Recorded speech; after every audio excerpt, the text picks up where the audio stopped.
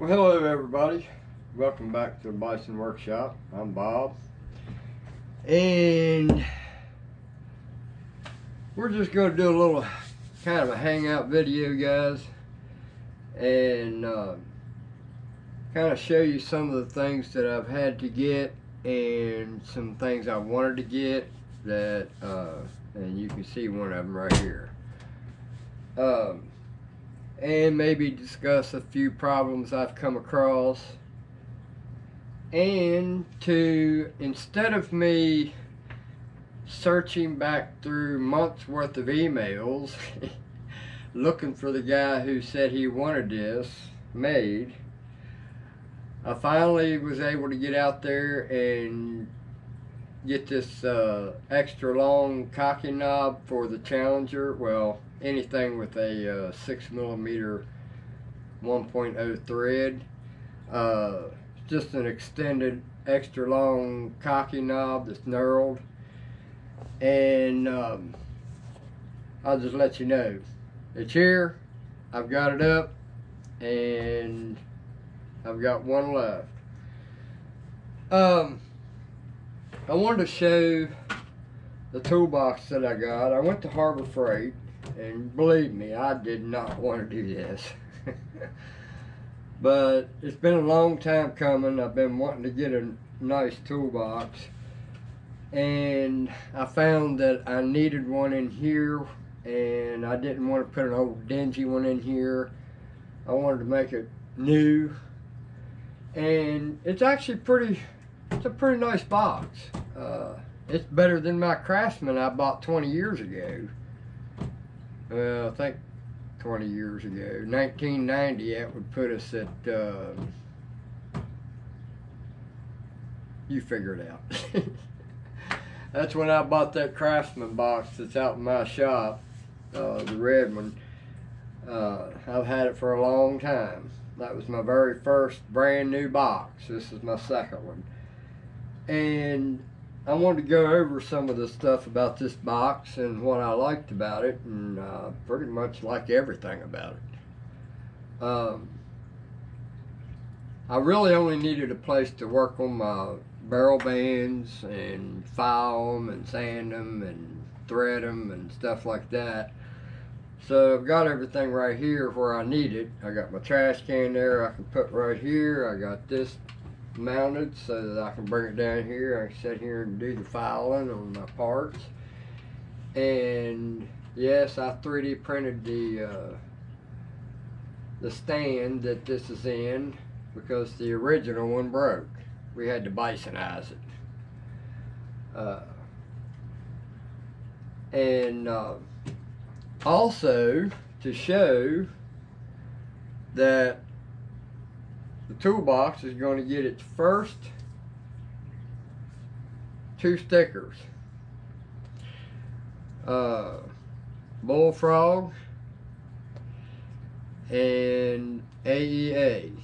Now these are big stickers and these are little drawers, so they're going to have to go on the bottom 2 drawers. Sorry, bottom doesn't mean that you're bottom. So we're going to put you down here. We're going to see if we can't go ahead and put these stickers up and show that going on the new toolbox. And let's get to it.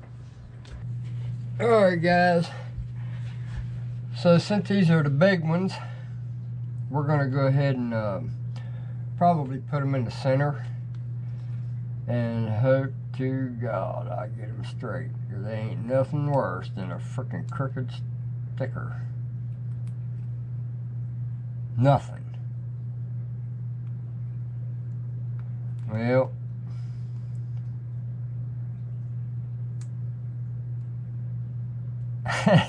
I may get it apart. I hate these things, man. Some of them may have split so you can get them apart, but this is one of the reasons why I quit making stickers, because I hated doing this. So now I got to get down here so I can get kind of level and hope I get this thing straight. And we're just going to eyeball center. If I get this crooked, guys, it's your fault. And this is kind of an awkward position I'm in, trying to do this. Alright, AEA, you are officially on the Bison box. Not that anybody's going to see it clear down there. Or anywhere on this toolbox. Alright, so now we got Bullfrog going on, and we're going to put him on the center of the next drawer.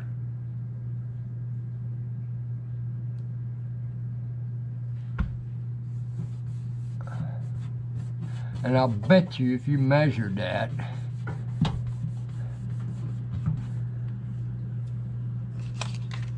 that they are exactly center within a 32ndth of an inch. I'm that good. Do you want me to prove it? Probably getting ready to prove myself wrong. Alright, so we're going to pick us a spot here at the end of the drawer. And we're going to go to the center of the star. And we're looking at 11 and 5/8. Alright.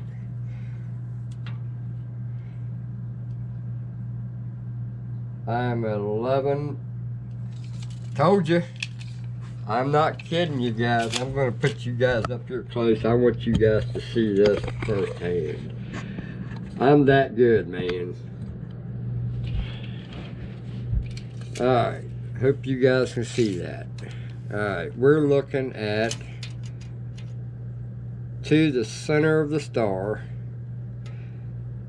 11 and 5/8. Alright, let's turn this over, put it in the same spot on the other side of the drawer, and we're looking at 11 and 5/8. And you seen me, I did not mark this or nothing. I'm that good. Now let's check the other one. That one's going to be a little harder because there ain't no center to it, but let's jack you down here and let's see how close we got to that one. So we're going to have to go to the center of the top here because there's a point there in the middle. Let's see if we can't find us a center point.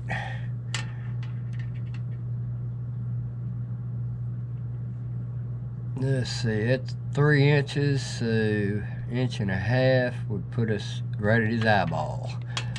Alright, so let's go to his eyeball. We got an 11.5. No, this is going to be wrong.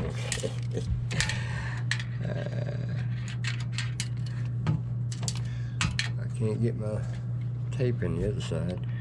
And this one we're looking at 11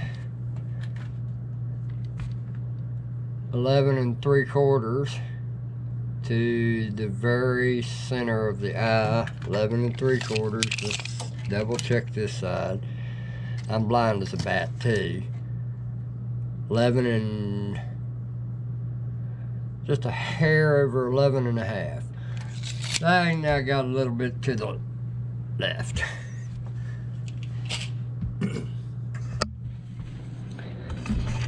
But who's going to notice, right? Alright, so now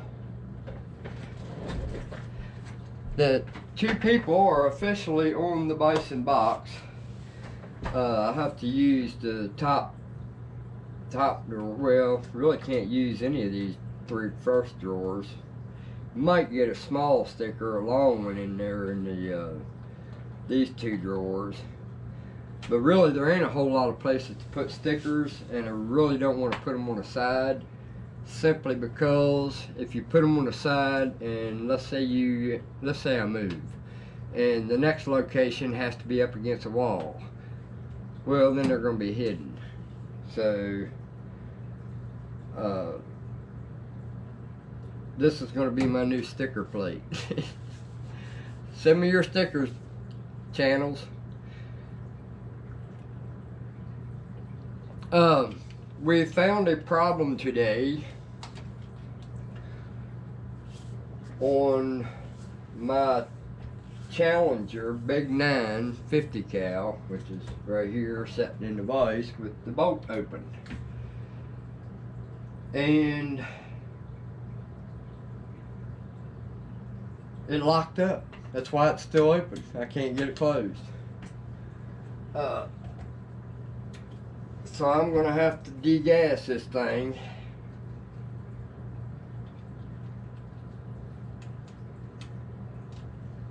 Because I don't like messing with this thing. I mean, I can't get it to pull back at all. And I don't want to break nothing. It won't hardly go at all. I mean, there ain't no way. And this here is loose to that nut or bolt. So we know that that's got play. So it ain't that. I have tried putting gun oil down in all 4 of these holes. There's no set screws in it. I've looked. There is no set screws. This thing cocked really hard and it didn't feel right. And I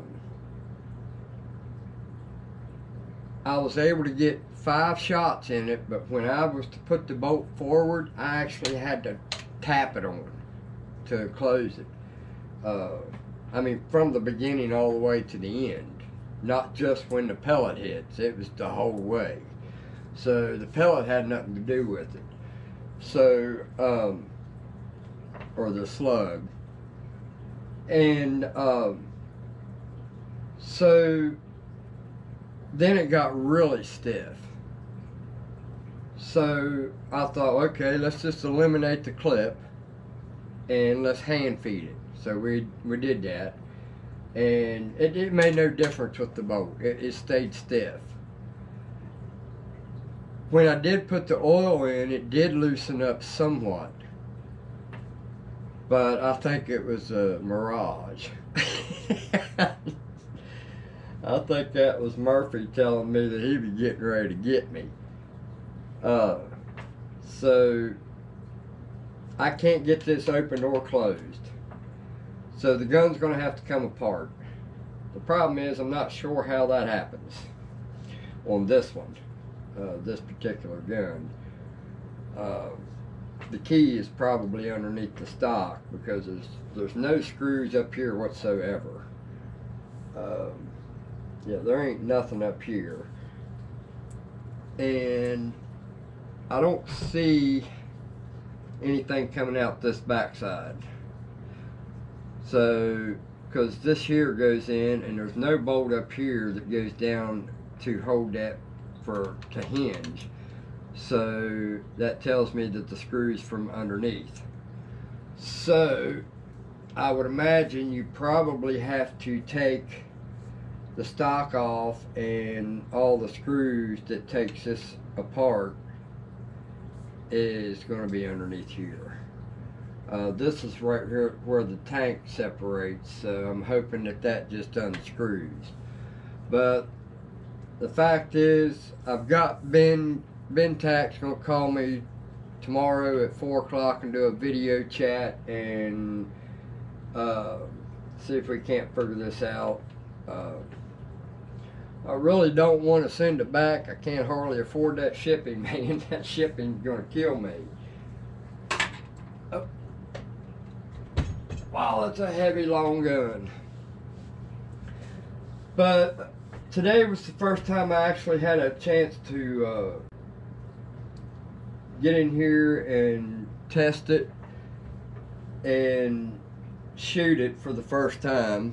I wish it hadn't have took me so long, but you know, I got it, and then Christmas come and ended up going to my family's, so you know, other thing took precedent over it. But Ben's going to help me get it straight. I haven't really spent a whole lot of time with it, and obviously I'm not going to be spending any more time with it for a while. The only thing I did is put the, I'm going to leave this clamp on it temporarily and till I can get one routed or milled. I'm gonna mill a flat spot on the bottom of this, but I'm gonna redo this stock, I think. I want to reshape this stock. This is the ugliest frickin' stock I've ever seen in my life. Well, one of the ugliest guns I've ever seen in my life. Great shooting gun. Oh, it shot fine. Every time I got a pellet in it and was able to get it cocked, it shot fine.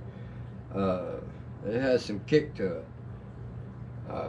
When I hit the creek out there, I mean, water just splattered everywhere. I sighted in the 357 Challenger, the one that's got the sport stock on it, and the last 3 holes was 1 hole. Yeah, that's right. I'm bad. But I've been spending a little bit of time working on my other guns, getting them sighted in. I had to re-sight in my Benjamin Discovery for some reason. I don't remember if I took that scope off and put it on another gun and put it back on and didn't sight it back in. I don't know. But it was out. Seems like these guns, when you sight them in, you put them in the gun rack, you don't touch them for another 6 months, you got to re-sight them in. Every single time, seems like. But not all of them do that. The Challenger 357, it did pretty good. It sighted in very well, and that stock is actually comfortable to shoot with. I'm not real particularly fond of my grip. I don't think I'm going to leave this grip on here. It's got some weakness to it that I don't like. When I first put this stock on it, I got it laying here somewhere, I think. But this piece here, the T bracket right here, broke on me about right I think it was right in front of this screw here, and the reason it broke is because I had it at 50% infill, and for some reason the printer skipped or something on it and didn't adhere that spot very good. And usually I can catch that because it's got a little crack in it, but that one fooled me. But as soon as I went to cock it, and this one's a hard one to cock because it's got the heavier spring in it, I just 3D printed another one, 100% infill.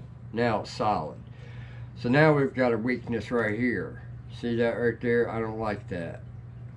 So I've got one of 2 ways I can deal with that. I kind of like this grip. It's just not solid enough, and the reason being is because it's just plastic. So this is moving, so we can either change this and put this style grip back on it, or, which I really didn't want to, or I was thinking about making something that will go right here and transition back into here somehow, and I think that would be pretty cool. I mean, it fits my hand really nice, but it is kind of close. I usually like to use the middle of this part of my index finger to pull the trigger.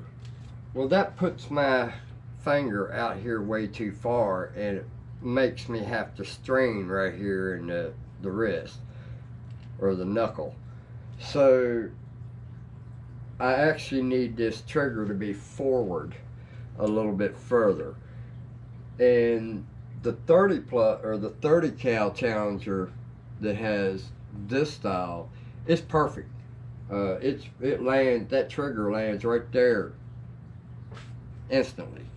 So this is probably going to be changed to one of these, and to keep the theme of the holes, I'll do holes on this, but it'll be shallow holes. It'll just be something like that honeycomb, but it'll be different shaped round holes. So we'll just make some new grip plates like this with a different design. But I did like this. I didn't think I was going to like it, but I do like it. It just needs to be brought back some. And I don't know how I can do that. I could redesign this trigger guard and make it really a heavy trigger guard and make it so that, well, no, that ain't going to happen either.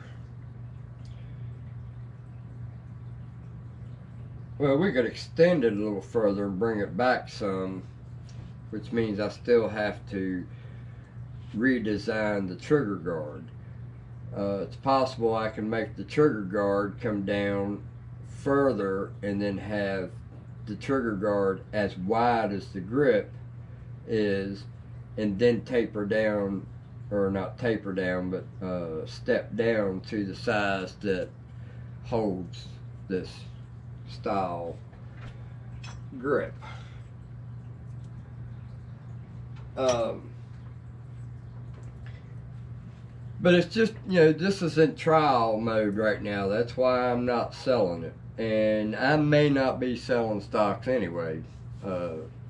We probably should be updating you on them too. I'm a little insulted that I built 2 stocks, and while I was building them, everybody wanted them and said they would buy them. Well, dummy me went ahead and did it anyway, knowing it was not going to happen. But I had a comment in an email telling me that I was conceited and that I was an a-hole.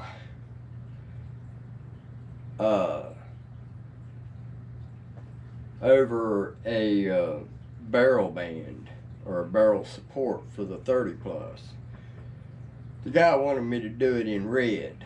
Well, I don't keep red. All my parts are black. You see this? Do you see any red in that? Every one of my parts are black. I have no purpose for having red. The only reason I had the red that I did the handles for the files is because that's what I had left over from a 6-year-old batch of filament. So I was just trying to get as much out of them as I possibly could before they was just absolutely useless. And once it got to the bottom of the roll, it pretty much was. So once it run out, I wasn't going to replace it. I don't use red. I use black. Well, I told the guy that he had to buy the filament, and I would have sent him the filament after I got done printing it, whatever was left over. I don't need it. And that was $20. Well, the barrel support's $45.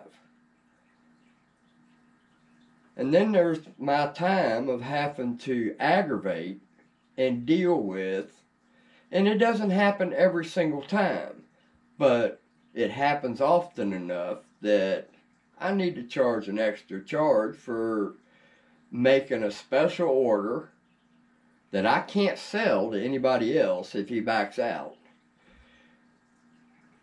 And the $10 for that. So, yeah, it might be a little expensive. But if you want something special, you gotta pay a special price. You know, it's not like I go out here and just print these things in every single color you can imagine. I ain't going to either. So, he called me conceited. Well, apparently, they think that I think my stuff's worth more than it should be worth. I don't think so.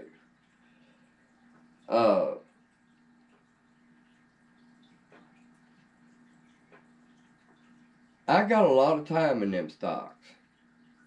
It ain't no different than me going out here in the shop and carving one out of wood. It's a special deal. This, at least I can produce them in an easier fashion. But still, I'm designing them. Do you know how much designers get that I don't get? I see wooden stocks that people want $4, $5, $6, $7, even up to $1,000 for them. Well,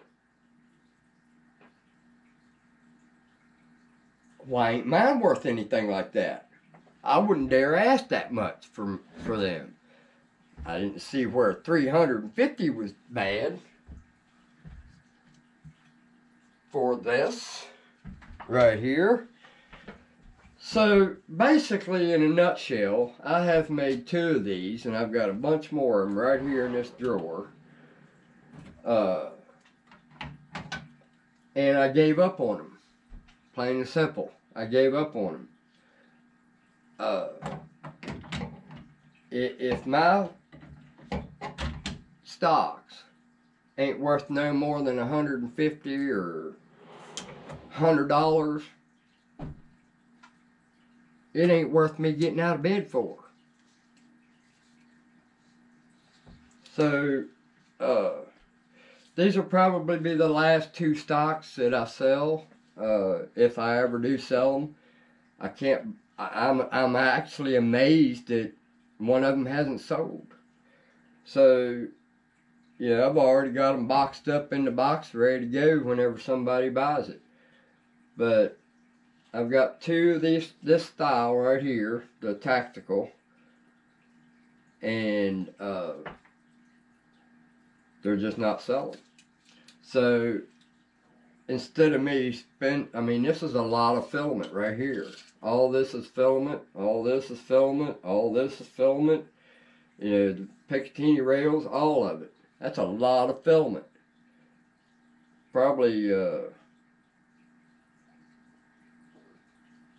a whole roll of filament. And somewhere around about a week and a half worth of printing, because 2 parts has to be done. The buffer tube and the forearm grip, they have to be done on one certain printer. The rest of them can be printed on any of them. But I'm sorry guys if it sounds like I'm sore. I kind of am sore.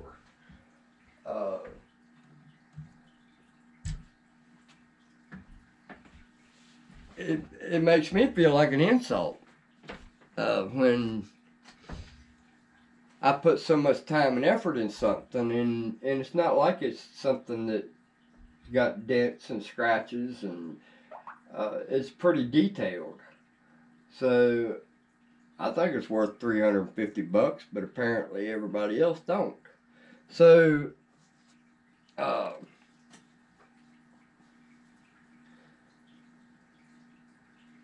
anyway, I just wanted to bring that up and let you know that once the 2 stocks that I have in their boxes, I'll get them boxes to show you.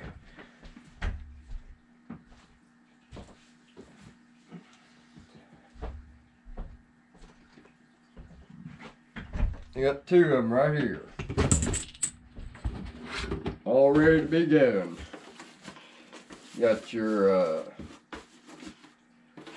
barrel band. Got your forearm grip. Got your buttstock and buffer tube. You got your Bison card.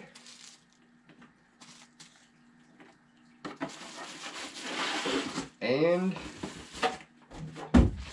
this one's the one that's painted. And then you got that. And that's the way you'll get it. If you get it. So yeah, I'm already prepared to send these things out. All I need to do is put a shipping label on it and it's done. But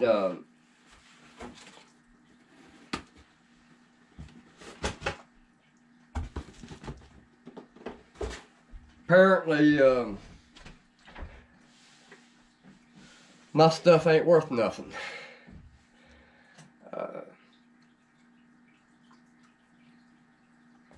I'm used to that. Anyway, this thing's getting awful long. I don't know if there's anything else that I was needing to bring up. That sure does suck about that 50 cal. Now, I did want to ask the question on the 50 cal. What everybody else is shooting in these. I'm shooting the same thing that I shot out of the Dragon Claw. When I had the Dragon Claw, I had a 50 cal Dragon Claw. And the I molded my own, and I got the resizer for, it says 501, but I don't believe that's what I bought. But it says 501, and that seems like it should be too big. So, I can't really tell if they're too tight because the bolt's not working right. So that's what screwed me up on figuring out whether or not the pellets that I have, or the slugs that I have, wherever I put them. Let me grab them.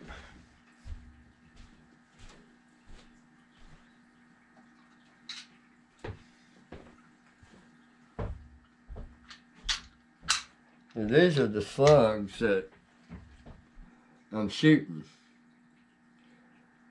And I can't remember what grain these are, but now I need to figure out how to get this back in there correctly. Oh well, I'll just wait. But the sizer that I have says 501. 50 cal's only 500. So that's a little heavy for me. I believe I would be safe. I believe I'd be correct if I said to go with like a 498, 497, something like that, size. I'll have to do some research, but I got to get the Challenger fixed first and figure out what's going on here. Somebody mentioned that it could be a broken hammer spring. I don't know how that would affect the bolt going back and forth. That would have to do with the hammer going back and forth, but the hammer ain't going to, I don't think the hammer would stop the bolt. Because the bolt, when it comes back, it pulls the hammer back, and then the hammer stays in spot with the sear. So after you get it to that point, it has nothing to do with the bolt, so it should be running smoothly. So it ain't. So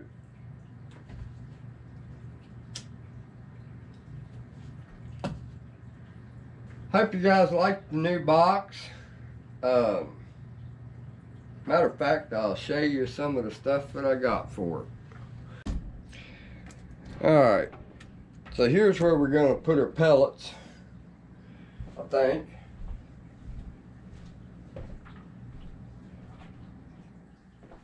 Which we're missing one, which is the 25 cal, which I got right here. So let's say I'm sighting in the 357. These here, they go from big to small. So we didn't add the 50 cal yet, so we're going to bring the 177s and 22, 25. That one feels empty.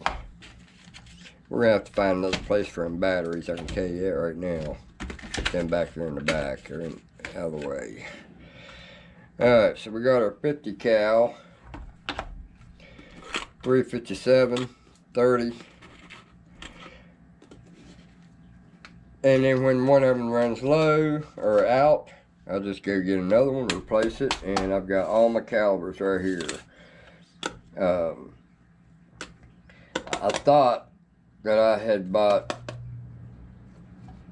JSBs in these two, but apparently I didn't.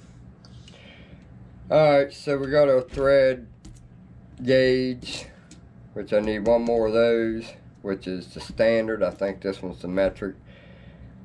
And my burst disc. And none of them the same size. O-ring kits for the Yonhing. Alright, then we've got all of our basic tools we use here for the gun room. This is pretty much it. And then we got all of our files and our brushes, wire brushes. We got steel, brass, and vinyl or whatever it is, sanding block, brushes. And then we've got something I ain't never gonna get sold. My doctor helped me out with these because I told her I blew guns, and I asked her if she'd sell me a pack of gloves. She said, well, I can't sell you a pack, but I'll give you some. So she gave me some. What a lovely doctor. So I got 3 more of those that I need to finish, but I probably ain't never going to, simply because if those 2 don't sell, I ain't never selling another stock again, ever. And then I got my rulers, and some of these I got from one of my subscribers. Thank you very much for that. Square. I got a few more rulers to put in here. In fact, right there it is. There's one of them.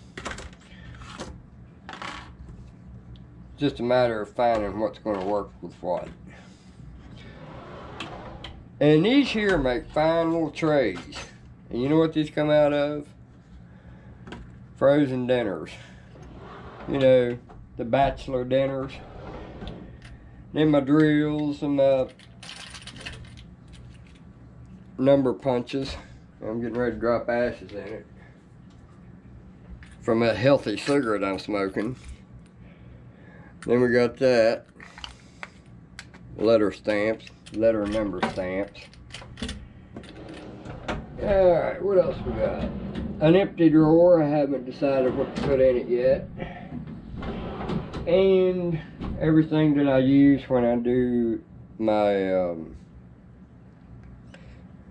gun shoots and reviews, which has been a lot fewer than you supposed to be, but oh well. So there you have it, guys. Those are the things that's going on at the Bison Workshop.